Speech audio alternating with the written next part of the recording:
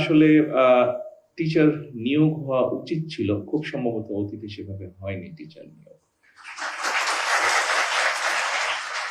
যেটা আমরা শুনেছি, দূর থেকে আমি যেটা শুনেছি বা যতটুকু দেখেছি, পত্রপত্রিকা পড়েছি, এখানে পলিটিক্যাল বায়াসনেসটাকে বোধহয় বেশি প্রায়োরিটি দেওয়া হয়েছে, অনেক বেশি বায়াসনেস এটা এটা এটা প্রায়োরিটি পেয়েছে।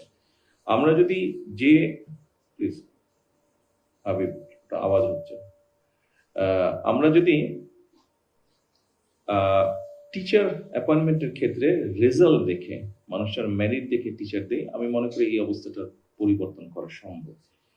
এর বাইরেও টিচারদের বেলায় বা ইউনিভার্সিটির বেলায় আমরা দেখেছি যে পাবলিকেশন দরকার হয়, ডিন বা বিভিন্ন পদে যারা যান, বিভিন্ন রকম পাবলিকেশন, সাইটেশন, এই বিষয়গুলো বোধহয় থাকে, কিন্তু সেগুলোরও আমরা অ্যাবসেন্স দেখেছি। তো আমরা যদি এই প্র্যাকটিসগুলো শুরু করি অন্য বিশ্বের ভালো ভালো ইউনিভার্সিটিগুলোতে, যেভাবে সাধারণত হয়, টিচার রিক্রুটমেন্ট, টিচারদের যে একজন টিচার হলে উনি একসময় ডিন হবেন, একসময় বিভিন্ন ডিপার্টমেন্টের চার্জে উনি যাবেন, এগুলো ওনার একাডেমিক পারফরমেন্স থেকেই হয়ে থাকে।